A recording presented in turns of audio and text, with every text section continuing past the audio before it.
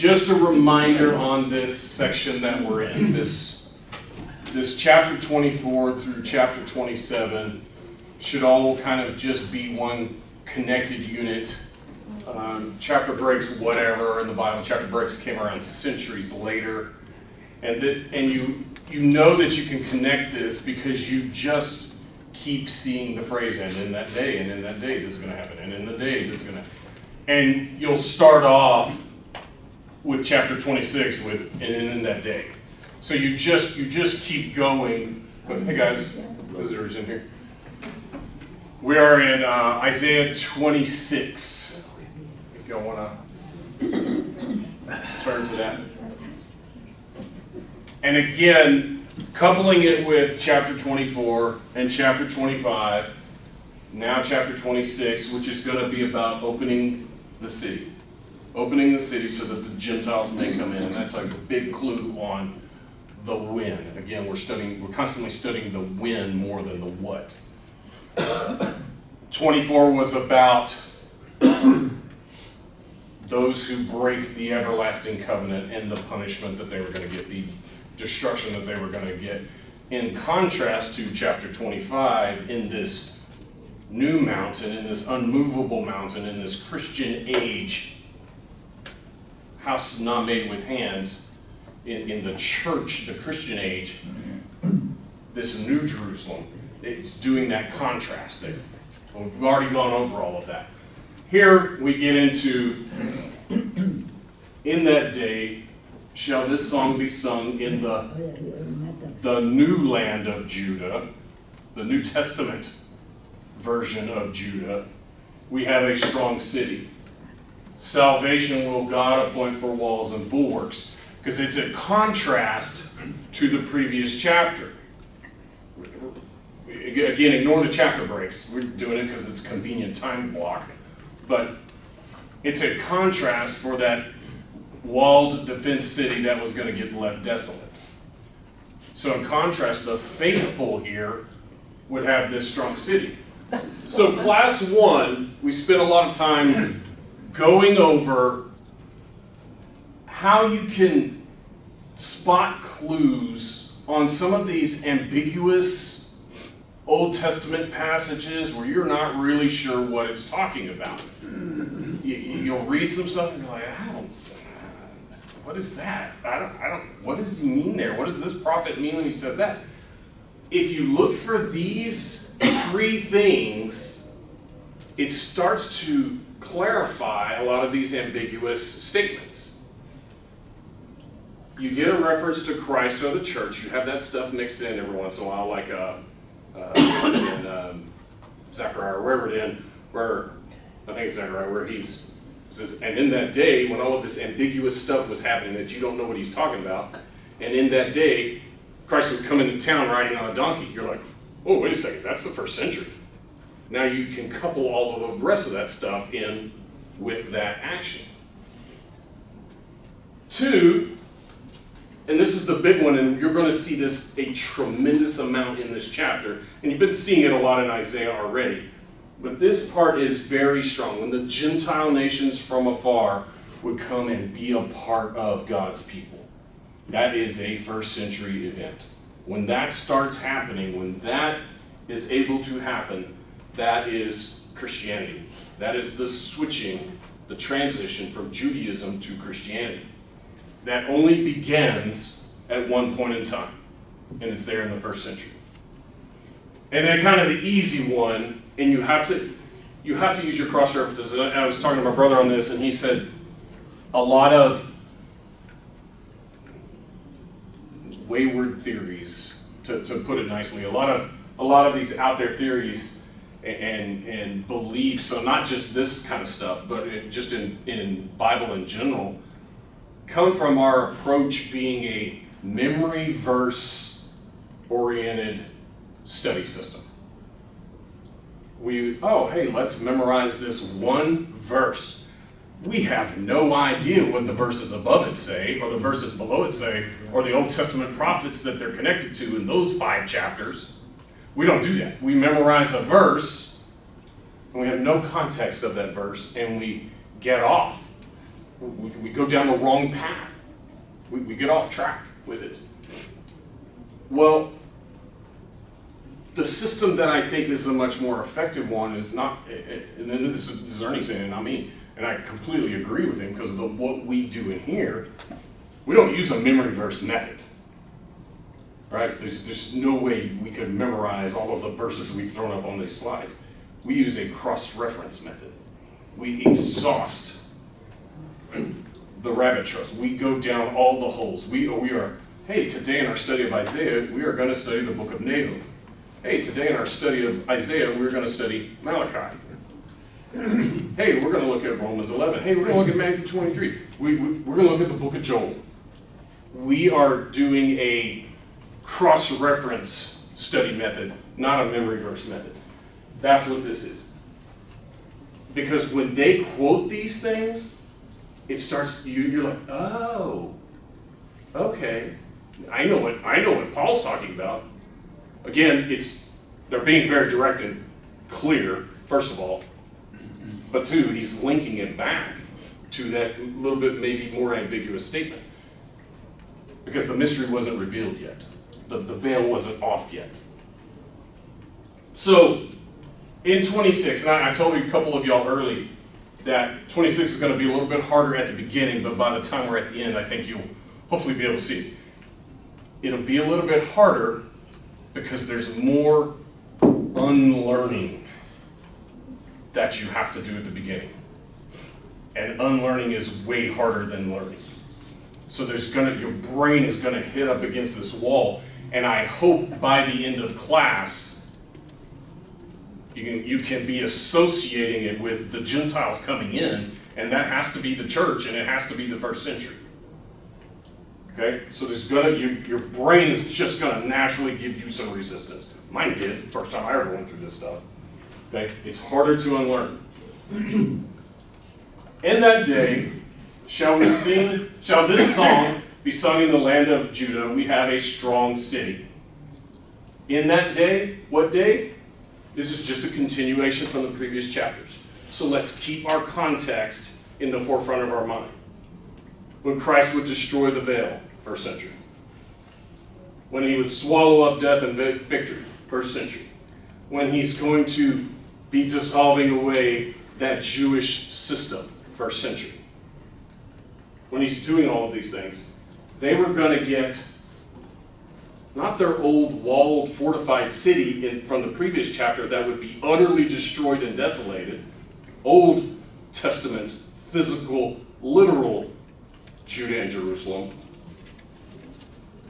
This new spiritual version of Jerusalem, of Judah and Jerusalem, the church, the New Testament kingdom, the house not made with hands, the one where Christ is the cornerstone of it. We get to that next chapter. That's Isaiah chapter 27, and quoted all over the place in the New Testament, okay?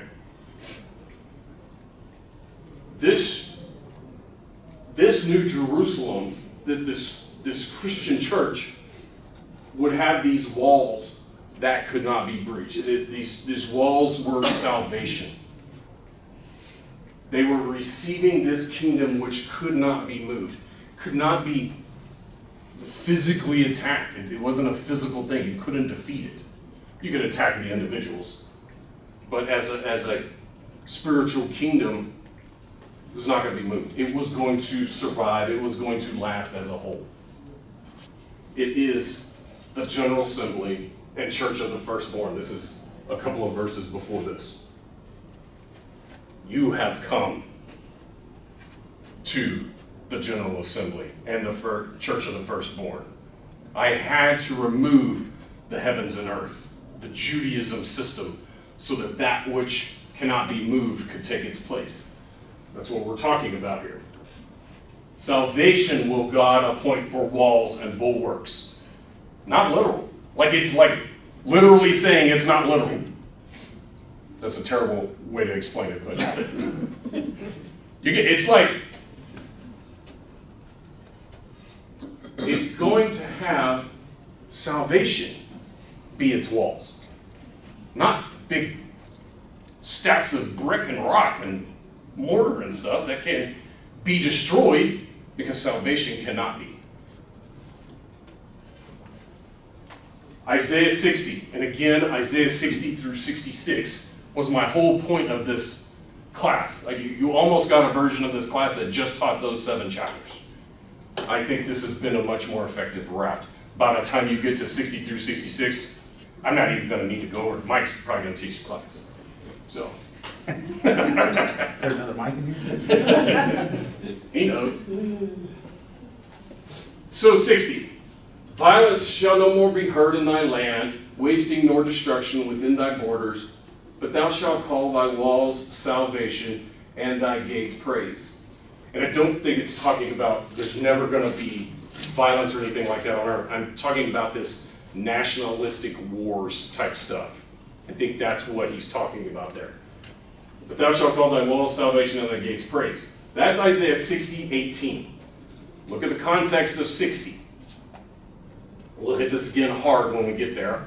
I'm going to kind of read through these. You'll spot, what did I say you were going to see a lot of? The Gentiles coming in. Pay attention to those. Verse 3 of Isaiah 60. The Gentiles would come to the light. You get a lot of that in the 40s, I believe. Hey, Christ, you're going to be a light unto the Gentiles. The Gentiles are going to see this light. They're going to come into this light. They're going to start worshiping you. They're going to turn away from their heathen pagan ways. The Gentiles, now included in the inheritance of the kingdom, such a strong theme in the book of Isaiah. Not going to re-go over it yet. They would come from afar. Verse 5. The abundance of the sea. Gentile realm. And you should be thinking Revelation 21:1. I saw a new heaven and a new earth, for the first heaven and first earth were passed away, and there was no more Gentile realm. Everybody could be in this new kingdom. So what it's talking about, it's not literal. It's kind of easy to see what it is here, because this is a quote, because the abundance of the sea shall be converted unto thee. What do you mean by that? The forces of the Gentiles is what I mean by that. It's very direct. It's very easy to understand. It's one of those 3 points that all of a sudden make chapters very easy to understand. And that's, like it says it in multiple verses in this chapter. The Gentiles would worship God through Christ. The sons of strangers, these Gentiles, they're going to help build this New Testament kingdom. They are going to be a part of. They would strengthen it. They would spread it. They shall build up thy walls. Their kings, because they were very nationalistic thinking back then, their kings shall minister unto them. The gates of this new Jerusalem, this New Testament city, the spiritual city that had walls of not brick and mortar, not rock, but the spiritual walls were salvation. This is the bride. This is the church. They would now be open for the Gentiles. Therefore, this is Isaiah 60 talking about the Gentiles coming in. And when I read this verse, you should be thinking at the end of Revelation 21, right? You should be very familiar with Revelation 21 in this class. I'll read you Isaiah's version. And we'll eventually see the Revelation version. Therefore thy gates shall be open continually. They shall not be shut day or night. Why? Why, Isaiah? Why are we keeping open this spiritual city, this New Testament spiritual city? That men may bring unto thee, God's people, God's kingdom, the New Testament kingdom, the forces of the Gentiles. Verse 13, we've already talked about all the different types of trees. You had the cedars. Cody, I think you said only the cedars and Lebanon. the cedars of Lebanon, the firs and the cedars. That's the only kind of trees that grow there, so that's what they had to build old, literal, physical temple out of. Well, here in verse 13, We're building this New Testament spiritual one out of all these Gentile trees. You'll see it another part in Isaiah. You'll see it stronger in, I think, the 40s. The 40s is my weakest section in Isaiah, by the way. The Jewish, and this old system was going to have their lights go out. This old Jewish system, their rulers would not be able to give their influence off anymore. But Christ was going to show the way for this New Testament church. And he carried me away in the Spirit to a great and high mountain and showed me that great city, the holy Jerusalem,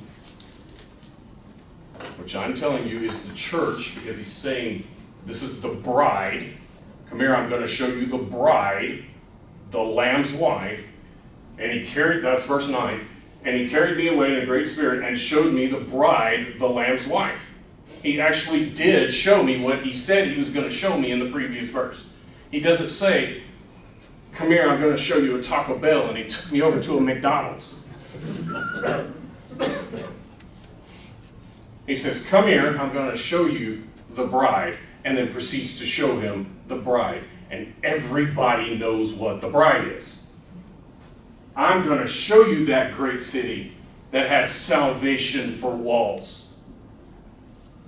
I'm going to show you that great city, that New Testament spiritual version of Jerusalem. I'm going to show you the church of the firstborn. And it's not heaven, because you've been told all your life, Revelation 21 is a chapter describing heaven. Whether you agree with me or not on it being the bride, and at this point I don't know how you disagree with me, but assuming you still do, this thing is coming out of heaven. It's not heaven coming out of heaven. That makes no sense. This is the church taking its place in the world so that the Gentiles could be a part of it. We like to think of stuff as an instantaneous event, so we're like, oh no, that's Day of Pentecost. This has already happened. They didn't have the internet back then. This was a generation-long transition. And Revelation is the big climax event, the culminating event that kind of finishes the transition, so to speak, so that, bam, now Christianity goes all over the world and the Gentiles start converting. We saw that in the previous verse. 21:11 says, "This has the glory of God, and her light was like unto a stone most precious." That's Christ. Christ is the cornerstone of the church. In other verses in the Bible, I don't have them up here, he's shown as the one that's this crystal stone. This is Christ all the way. He is the cornerstone of the New Testament version of Jerusalem. It's built upon the church's foundation was built on the apostles, their teachings, the gospels. Revelation 21:14, and the wall of the city had 12 foundations. Not a literal wall, but the walls of salvation. It had these 12 foundations, and in them, the name of the 12 apostles and the Lamb. The church is built on Christ and the apostles, the gospel. That is what the church of Christ is built on. So it leads into the question,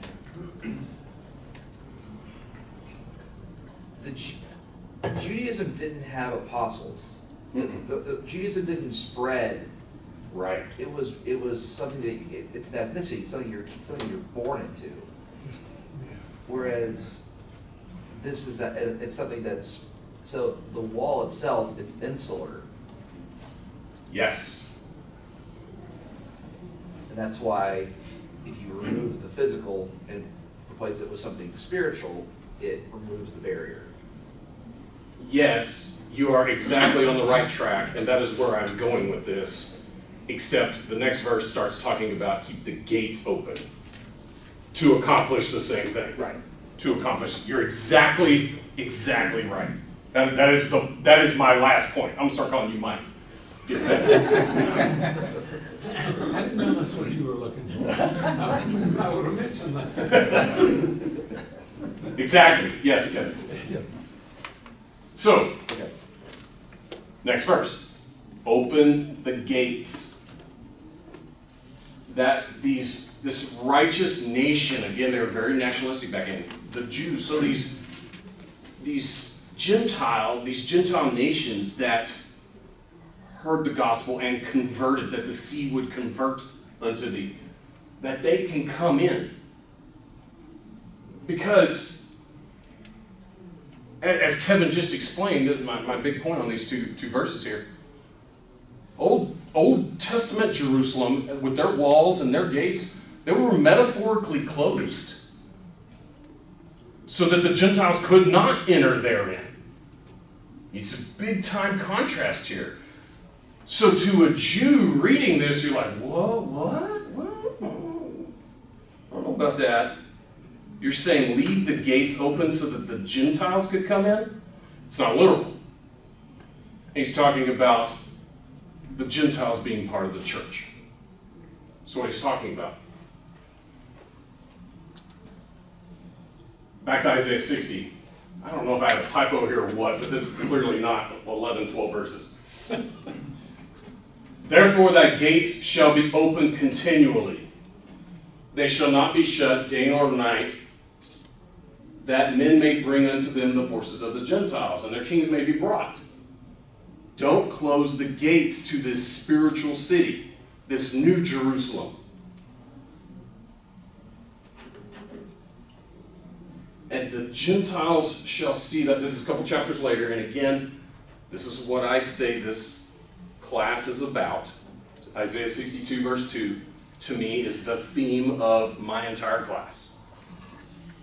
And the Gentiles shall see thy righteousness, and all kings thy glory, and thou shalt be called by a new name. This is very easy for everybody to get. We know that's talking, your new name is Christian. When did they get this new name? First century. This is a transition from Judaism to Christianity. Is anybody like doing a count or pool on how many times I say that phrase? I got to be close to 50 now. Yeah. 52, 53. 53. Open the gates to this spiritually protected city so that all nations could come in, both Jew and Greek. They can be made one through Christ. Ephesians chapter 2 there. These gates are to the church of Christ, the church of the firstborn, that mountain, that spiritual mountain, the new Jerusalem. We kind of went over this a little bit last week, but just to keep pounding the point away here, we've got the new heavens and earth, the new leadership and people. It's the bride. Verse 3 is verse 2 is the bride descending. Verse 3 is a quote of 2 Corinthians 6:16, which is talking about the church. Verse 9 says, come here, let me show you the bride. Verse 10, he starts showing him the bride that was coming down. So the whole thing here in Revelation 21 is leading up to John being shown the New Testament Jerusalem, taking its place in the earth so that the Gentiles could come unto it. And what does he see? What is described to him right off the bat? And it had a wall, great and high, and 12 gates, and the gates 12 angels, and the names written thereon, which are the names of the 12 tribes of the children of Israel. that meant something to them. And keep following me here, and you're going to see how it's this type. We're going type, antitype here. On the east, 3 gates. On the north, 3 gates. On the south, 3 gates. And on the west, 3 gates. So that all of God's children would have access to this church, this New Jerusalem, Jew and Gentile. This 12 tribes here means all of God's faithful. But remember, to these people hearing Isaiah's message, the Gentiles are going to be adopted in, and they are going to be a part of those 12 tribes. We've spent a tremendous amount of time on that. And what does this look like to y'all, if you know your Old Testament? This goes back even before the prophets. On the east, 3 gates, the north, 3 gates, the south, 3 gates, and on the west, 3 gates. This goes back to the tabernacle. This is the formation of how they would set up their camps in Numbers 2. Every man of the children of Israel shall pitch his own standard with the ensign of their father's house far about the tabernacle of the congregation. The east, 3 tribes. The north, the south, the west. You can just go read Numbers 2. It has all of this. God is not setting this up for no reason. He's doing it so that they could all have this close connection, so that they could all have access to it. And really, he's doing it for this type antitype thing. This type antitype method that he uses throughout the Old Testament. And it had a wall high, 12 gates, the 12 gates written on the names, 12 tribes, east 3 gates, north 3 gates, south 3 gates, west 3 gates. The Old Testament type is your tabernacle. Your New Testament antitype is the church. That's what it's talking about here. It's very specifically described in a very, very similar way. And these gates would be open so that no matter where that nation was coming in from, any direction, they could enter in. It was open to all peoples. That's a quote. All peoples. And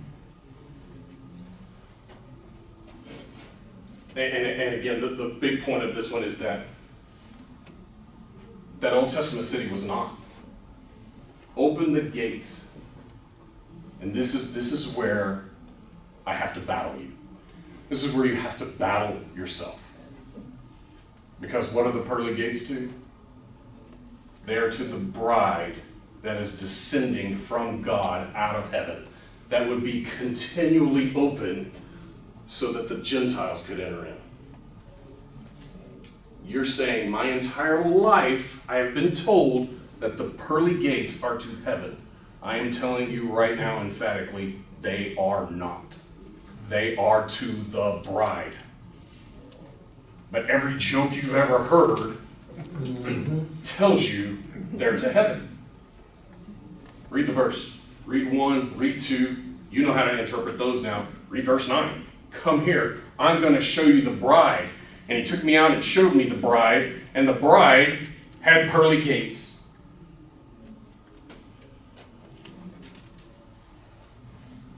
And the 12 gates were 12 pearls. Every several gate was of 1 pearl, and the street of the city was pure gold, and as it were transparent glass. And the gates of it shall not be shut at all by day, for there shall be no night there. Why? Because Christ is lighting the way.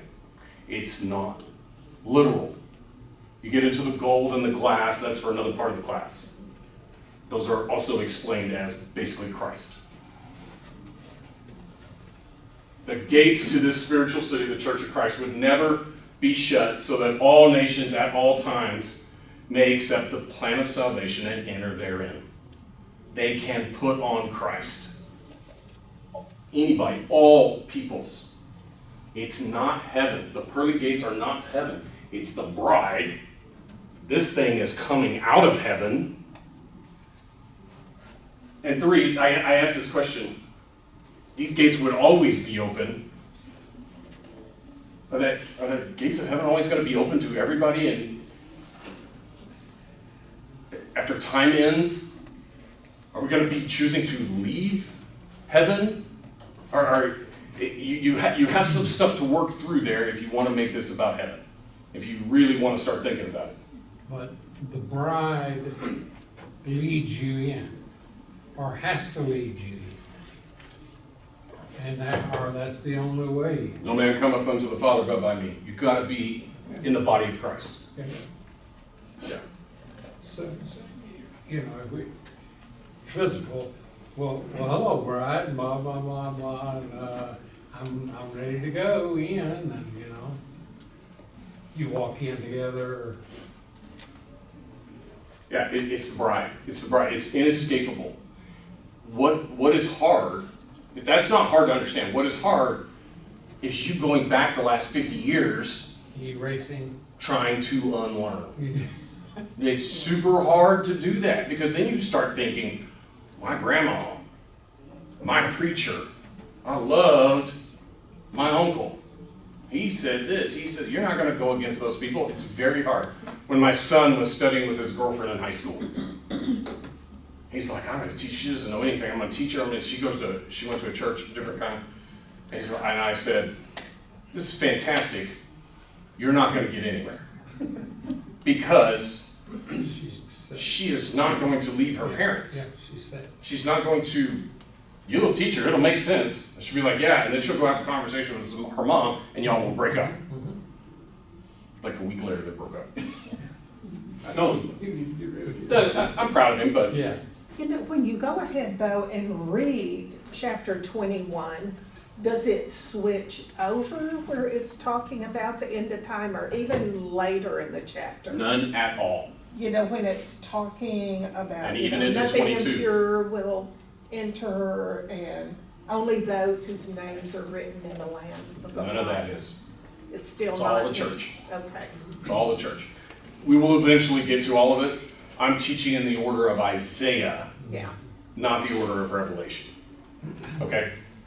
But I We- think that's why we thought that. Verse 4 and verse 8 made me think it for a long time. There are definitely things in there that, when you don't dig into them, if you do it as a isolated verse, you'd be like, okay, that's talking about the end of time. Whatever. Well, when you think of the Lamb's Book of Life, you think of Judgment Day, end of time. Right, we've been told that stuff all our life. And chapter 22, we're going to get here, I think it's next week. I think it's chapter 27. We'll get into that the start of chapter 22, where you have the tree that's growing fruit, the tree that's by the river growing fruit. You'll be like, oh, what's that? Oh, that's weird. That's going to be so cool in heaven. We're going to have this river of life and these trees. And That makes more sense than see, you're already that. there. No, I got it. You're already there. I got it. I will explain it. That is Psalm 1, verse 3, all the way. And when you start seeing this stuff in a little bit different light, like, oh, that is the church of the first, that's Christianity.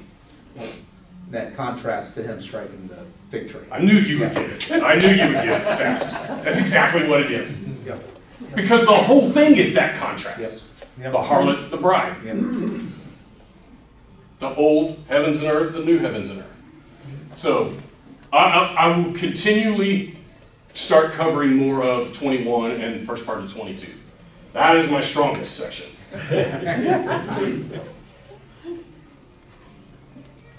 All right, verse 5. For he bringeth down them that dwell on high, the lofty city. He layeth it low even to the ground. This is that Jerusalem, that old Jerusalem. He was going to bring down the haughty ones. The ones that break the everlasting covenant, that had this big defenced city. Here it is, Cody. It's being contrasted. Okay? The old city was going to be destroyed, but this new city, that Judaism city was going to go away. The Christianity city would not ever go away.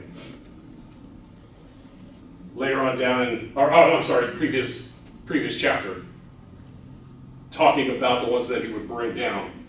And the fortress of the high fort of thy walls shall he bring down, lay low, bring to the ground, even to the dust. He's kind of, Isaiah 26:5 is making a reference back to the previous chapter, where he's going to be destroying utterly the ones that break the everlasting covenant, the ones that were breaking that Mosaical law.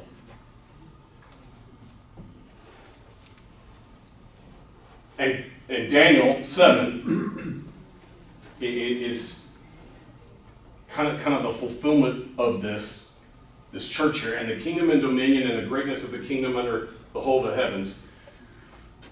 It's going to be given. I'm going to take away this kingdom from you, you Pharisees, and I'm going to give it to the Gentiles. Take this fig tree and cast it into the sea. It's going to be given to the people of the saints of the Most High. All dominions, all nations, the Gentiles included, will now be obeying him. This transition happens in the first century. The foot shall tread it down. Here's just another verse that you see in Revelation. The foot shall tread it down. The poor, the steps of the needy. They're going to tread down that Old Testament Jerusalem. Revelation 3. And this is kind of, how do people think this book is about something besides the Jews being destroyed? Because it says, I will make them a synagogue of Satan, those that say they are Jews. It's literally calling them out right there. Pretty clear. But the court which is out without the temple leave out and measure it not, for it is given to the Gentiles. Same stuff, right?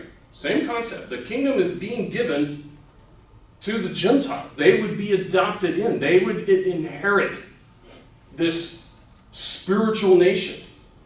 And the holy city will be tread underfoot 40 and 2 months. I have a horrible, chaotic slide where I just threw data. It's like throwing paint on a wall.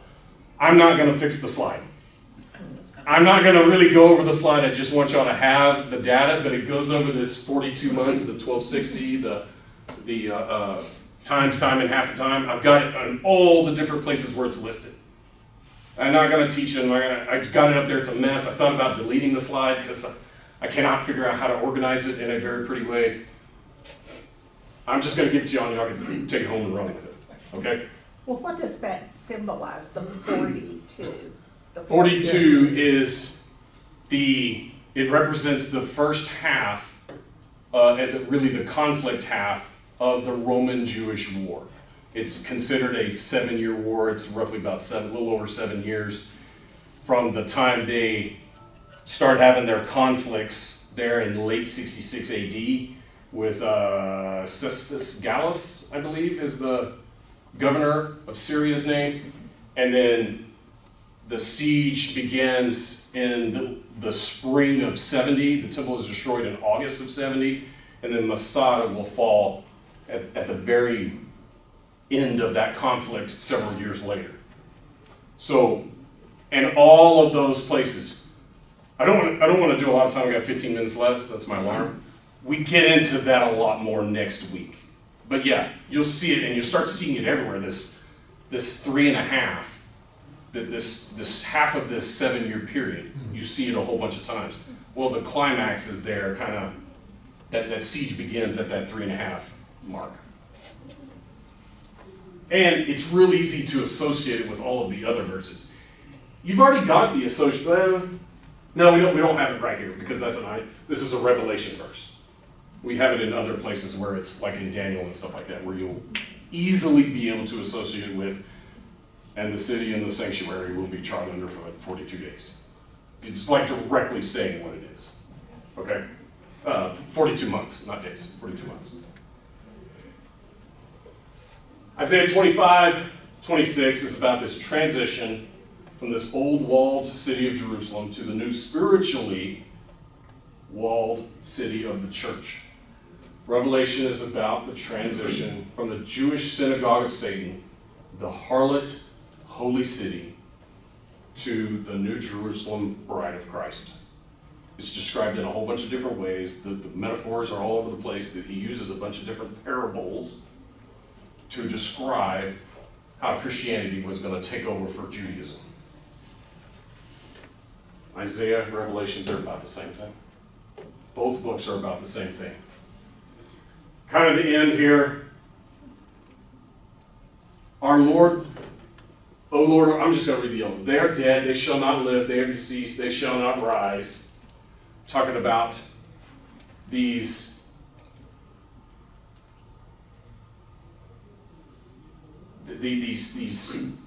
oppressor nations, specifically, I believe, now we're talking about the Jews here, because in the past it's been that way.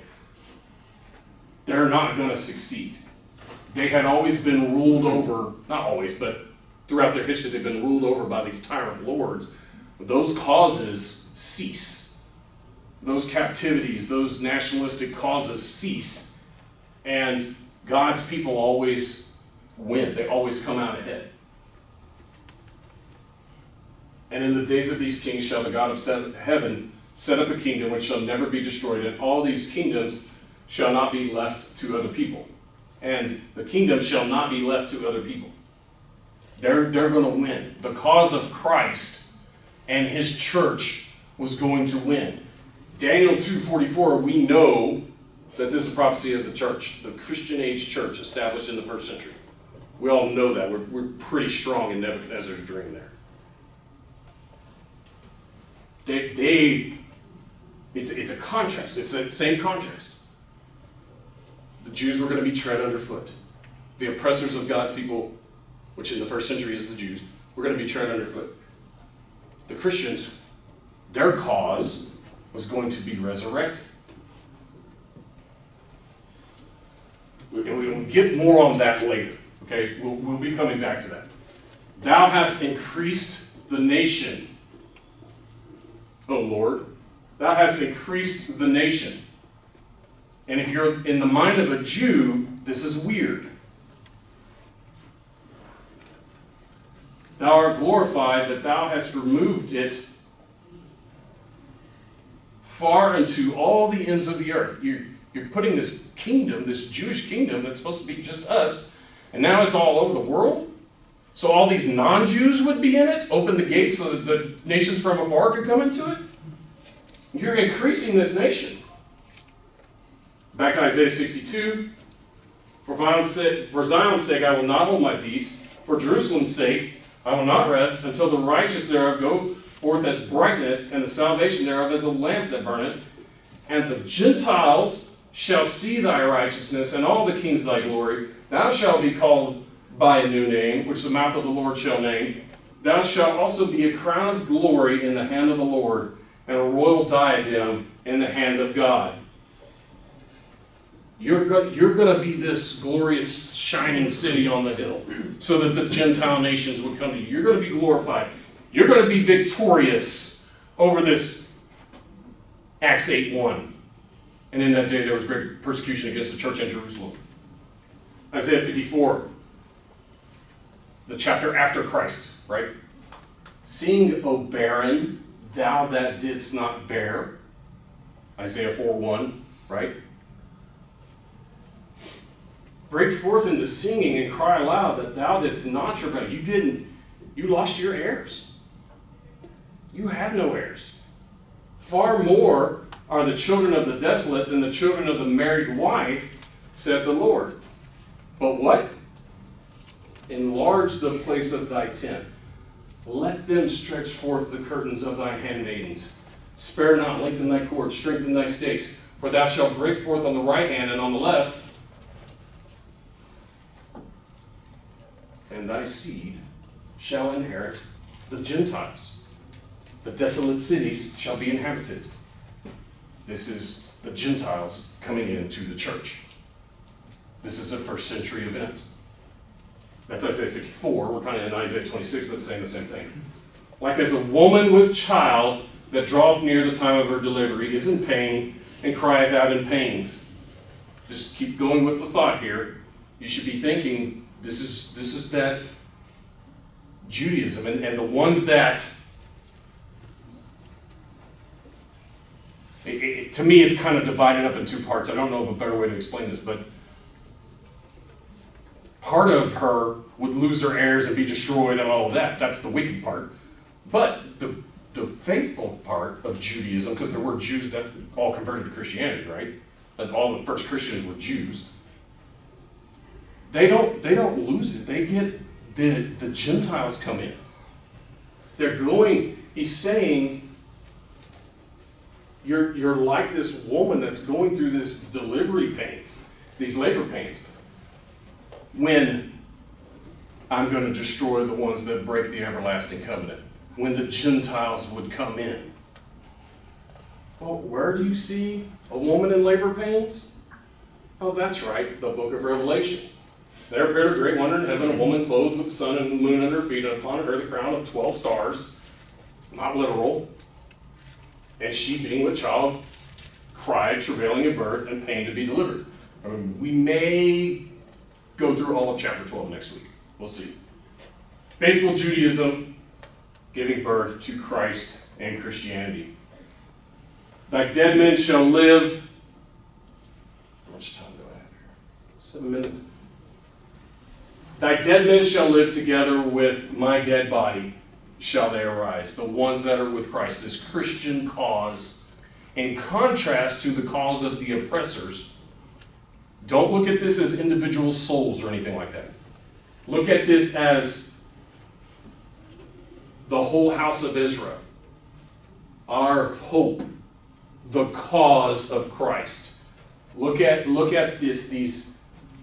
Thy dead men shall live, together with my dead body shall they rise. Awaken, sing, ye that dwell in the dust, for the dew is as the dew of herbs, and the earth shall cast out the dead. It's in contrast to that nationalistic force up in verse 14. That cause is going to be defeated. The cause of Christ, the bones of the whole house of Israel, our bones are dried up, our hope is lost. The valley of dry bones, they're resurrected. They thought their hope and their cause was gone. It's a nationalistic resurrection. It's the coming out of this, you're for sure going to be killed because you've got the Jews and the Romans trying to snuff you out.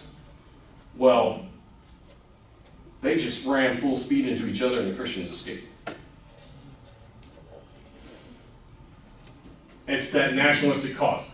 I'm not the only one that says it. Okay, this is not just me. I pulled some quotes from Bible Hub. The dead men shall live, better said, thy dead shall live, my corpses shall rise. These words, though they imply belief more or less distinct in a resurrection, are primarily like the vision of the dry bones. I'm like, fantastic. I read this 25 years after I believed the other. And he's saying the same thing I'm saying. And like St. Paul's life from the dead in Romans 11, of nationalistic resurrection. Another guy says civilly and nationally. It's a nationalistic resurrection. You find it also in Daniel chapter 2. Not going to go back to that. We covered that in the Daniel class. It's that nationalistic hope, that resurrection, the same one as in 26:19. Thy dead men shall live together, with my dead body they shall arise. And you see it in Revelation 11. You see the same thing. It's the same thing. It's talking about the same event. Starts off with that Jewish temple. It says, in that city, which is spiritually called Sodom in Egypt, we know what that represents, where our Lord was crucified, everybody knows what that is. This is Jerusalem. Their dead bodies were going to be lying. The cause of Christ that was facing Acts 8:1, they look like they're defeated, but after 3 days and a half, the Spirit of life from God entered them, and they stood upon their feet. The cause of Christ, Ezekiel 37, would be resurrected. Ezekiel 37, I do not think it's talking about Babylonian captivity. I think it is talking about Christ. Because right after that, you get the two twigs, and they would be united again under one kingdom, under David. really meaning the antitype David, which is Jesus Christ. That can only happen in the first century. Jew and Gentile. I think this is all pointing to the first century. Ezekiel 37, Daniel 12, Isaiah 26, Revelation 11. They're talking about this hope or cause of Christ that is being resurrected, that is overcoming this first century persecution that they would be going over. We have the fifth seal, real short little section here.